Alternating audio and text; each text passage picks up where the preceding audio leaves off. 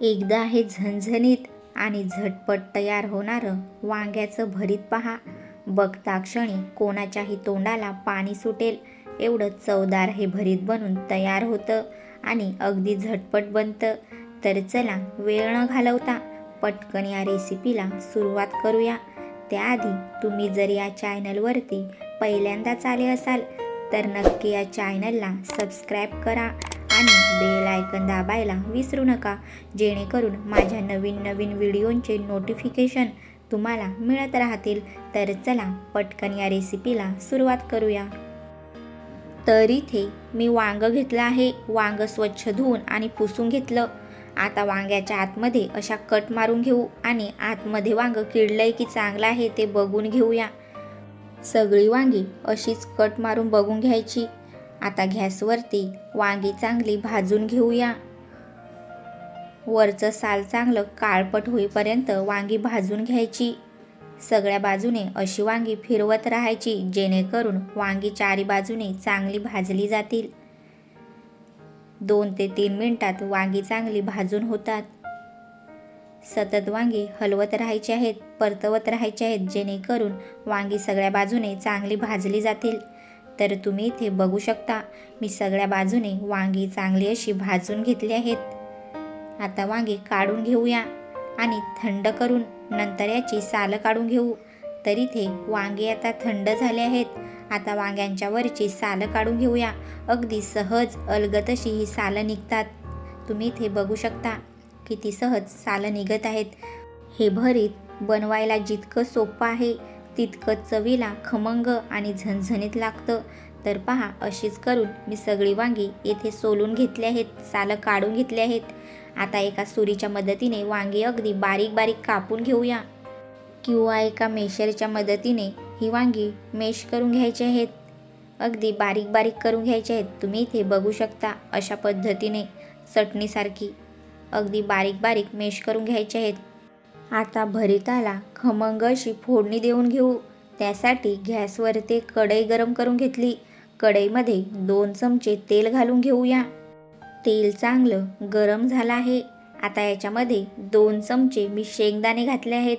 शेंगदाणे घातल्याने भरीताला आणखीन छान अशी चव येते. 1 मिनिट हे शेंगदाणे चांगले तेलामध्ये तळून घ्यायचे. शेंगदाण्याची थोडीशी अशी वरची सालं निघायला लागली की शेंगदाणे काढून घेऊया. आता त्याच कढईमध्ये अर्धा चमचा जिरे घालून घेऊ. जिरे चांगले फुलून देऊया. आता याच्यामध्ये जाडसर अशी वाटलेली मिरची आणि लसणाची चटणी घालून घेऊ. मी इथे 2 चमचे चटणी घातली आहे. सगळे एकदा मिक्स करून घेऊया. आता याच्यामध्ये मी इथे 1 मोठा कांदा बारीक चिरून घेतला आहे, तो घालून घेऊ आणि पुन्हा एकदा सगळं चांगलं मिक्स करून घेऊया. 7 ते 8 कढीपत्त्याची पानं घालून घेऊ आणि चवीपुरतं मीठ घालून सगळं एकदा पुन्हा मिक्स करून कांदा लालसर होईपर्यंत चांगला असा भाजून घ्यायचा. मीठ घातल्याने कांदा लवकर गळला जातो. आता पुन्हा एकदा सगळं चांगलं भाजून घेऊ. तर बघा, कांदा इथे चांगला असा भाजून झाला आहे. आता याच्यामध्ये अर्धा चमचा हळद घातली. तुम्हाला जेवढं तिखट हवं तेवढा तुम्ही इथे लाल तिखट मसाला घालू शकता. मी इथे 1 चमचा लाल तिखट मसाला घातला आणि अर्धा चमचा जाडसर वाटलेले धने घातले आहेत. असे जाडसर वाटलेले धने घातल्याने भरीताला खूप छान अशी चव येते. सगळे एकदा चांगलं मिक्स करून घेऊ.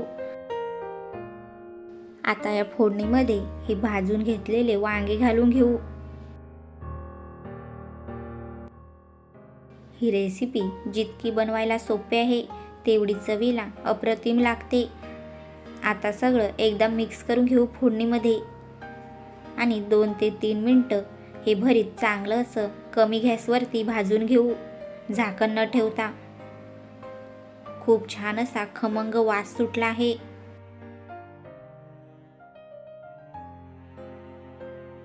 वरून आपण आधी तळून घेतलेले शेंगदाणे घालून घ्यायचे आणि भरपूर अशी कोथिंबीर घालून घेऊ. सगळं पुन्हा एकदा चांगलं मिक्स करून घ्यायचं. भरीत खाताना शेंगदाण्यांची खूप छान अशी चव येते.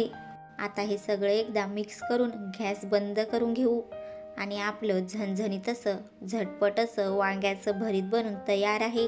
तर तुम्हाला माझी ही रेसिपी कशी वाटली मला नक्की कमेंट करून सांगा.